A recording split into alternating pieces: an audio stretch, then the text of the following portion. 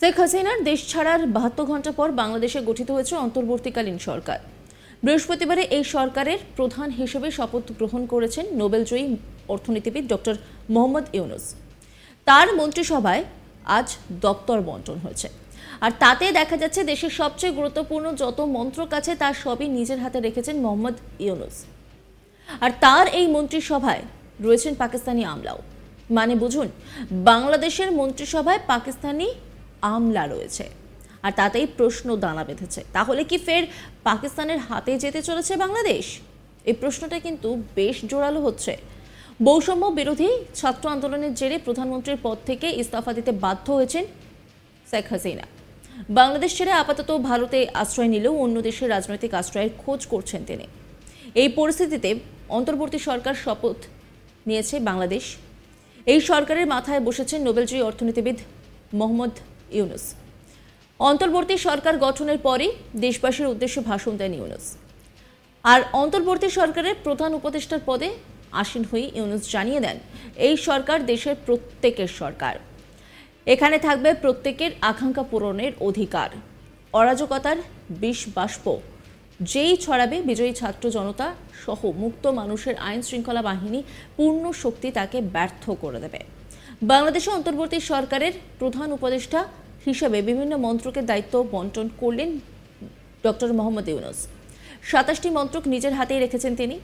বৃহস্পতিবার ইউনুসের সঙ্গে যে ১৩ জন শপথ নিয়েছিলেন অন্তর্বর্তী সরকারের উপদেষ্টা হিসেবে, তাদের মধ্যে আরও ১৮ মন্ত্রকের দায়িত্ব ভাগ করে দেওয়া হয়েছে। প্রধান উপদেষ্টা ইউনুসের হাতে যে ২৭টি মন্ত্রক রয়েছে, অন্যদিকে অর্থ মন্ত্রকের দায়িত্ব পেয়েছেন বাংলাদেশের ব্যাংকের প্রাক্তন গভর্নর সালেউদ্দিন আহমেদ। প্রাক্তন নির্বাচন কমিশনার তথা brigadier general M Sakhawat Hossain পেয়েছেন স্বরাষ্ট্র মন্ত্রক।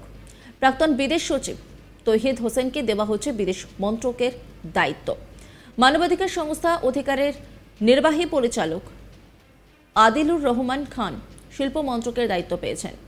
আইন মন্ত্রক এবং বিচার ও সংসদ বিষয়ক মন্ত্রক পেলেন ঢাকা বিশ্ববিদ্যালয়ের আইন বিভাগের অধ্যাপক আসিফ নজরুল। নাহিদের হাতে দুটি মন্ত্রকের দায়িত্ব, ডাক মন্ত্রক এবং টেলিযোগাযোগ ও তথ্য প্রযুক্তির মন্ত্রক।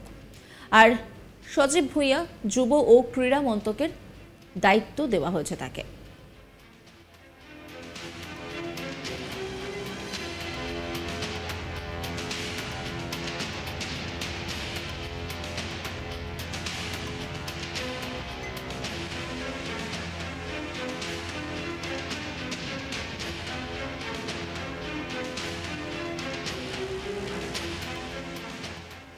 এই ব্যক্তিদের সম্পর্কে সংক্ষেপে একটু আলোচনা করা যাক।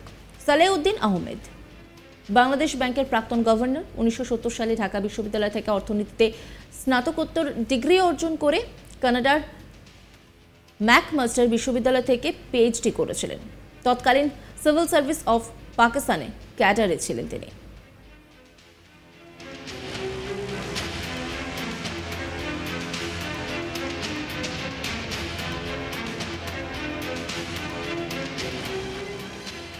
আসিফ নজরুল ঢাকা বিশ্ববিদ্যালয়ের অধ্যাপক। বৈষম্য বিরোধী আন্দোলনের প্রথম থেকে গুরুত্বপূর্ণ ভূমিকা পালন করেছেন। আইনের অধ্যাপক তিনি, যিনি সংবিধান বিশেষজ্ঞও বটে।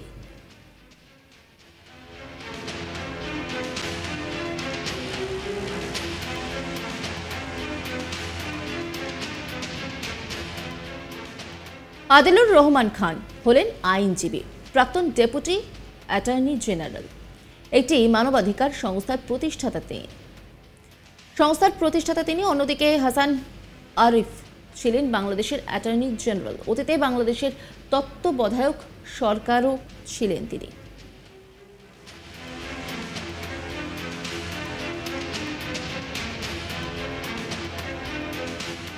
বাংলাদেশের বিদেশ সচিব ছিলেন তৌহিদ হোসেন। সেই সঙ্গে দক্ষিণ আফ্রিকায় বাংলাদেশের হাই কমিশনার হিসেবেও দায়িত্ব পালন করেছেন। অন্যদিকে বাংলাদেশের নির্বাচন পর্যবেক্ষকের দায়িত্ব সামলেছেন শারমিন মুর্শেদ।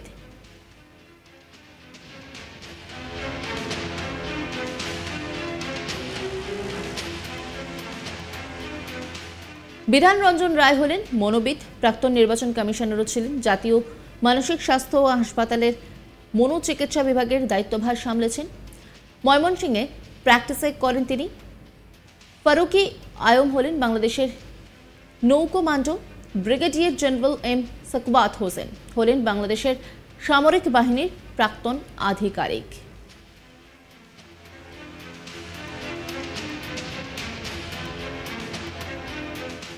ডক্টর মোহাম্মদ ইউনুস তিনি ঠিক কি বলেছেন শোনাব আপনাদের।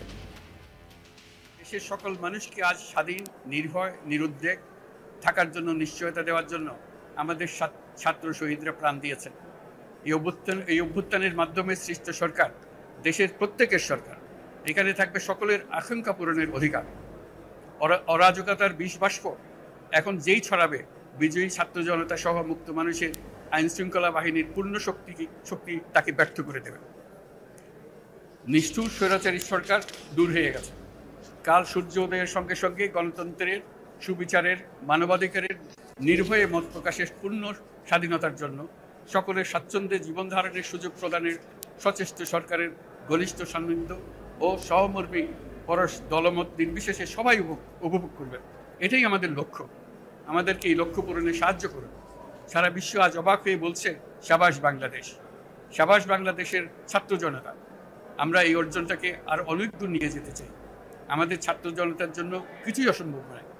আমাদের তরুণরা অসম্ভবকে সম্ভব করতে পারে, তারা সেজন্য প্রতিজ্ঞাবদ্ধ। যদি আমরা ঐক্যবদ্ধ থাকি, ধ্বংসাত্মক কর্মকাণ্ড থেকে দূরে থাকি, সবার জন্য মুক্ত পরিবেশ সৃষ্টি করতে পারি, আমাদের বিজয় অবশ্যই হবে। সরকারের দায়িত্ব গ্রহণ করার মাত্র কিছুক্ষণ পরেই আমি আপনাদের কাছে দুটো কথা বলতে এসেছি। আজ দ্বিতীয়বার যারা স্বাধীনতার স্বাদ আমাদের সকলের জন্য সম্ভব করল, সেই বৈষম্য বিরোধী ছাত্র আন্দোলনের শহীদ ছাত্র জনতা এবং এতে আহত অসংখ্য আন্দোলনকারীকে স্মরণের মাধ্যমে দেশবাসীকে আমি কিছু কথা বলতে চাই। তাদের দুঃসাহসিক আত্মত্যাগ, সাহস ও সারা দেশকে ঐক্যবদ্ধ করার বিনিময়ে ছাড়া এই স্বাধীনতা অর্জন কখনোই সম্ভব হতো না। সেই সঙ্গে তাদের সেই মুক্তির আকুতিগুলো উপলব্ধি করে সেনা, নৌ এবং বিমান বাহিনীর যে অকুতোভয় সদস্যরা দেশের মানুষের পাশে এসে দাঁড়িয়ে এই বিজয়কে ত্বরান্বিত করেছেন, তাদের প্রতিও জানাই জাতির পরম কৃতজ্ঞতা ও অভিনন্দন। ছাত্র জনতার অভ্যুত্থানে আমাদের দ্বিতীয় স্বাধীনতা অর্জন উৎসবের মুহূর্তে এই স্বাধীনতাকে নস্যাৎ করার জন্য ষড়যন্ত্রকারীরা দেশে একটা অরাজকতা ও ভীতির পরিবেশ সৃষ্টি করেছে। অরাজকতা আমাদের শত্রু, একে দ্রুত পরাজিত করতে হবে। নজর রাখুন আজ তাক বাংলার ইউটিউব স্ট্রিমিংয়ে।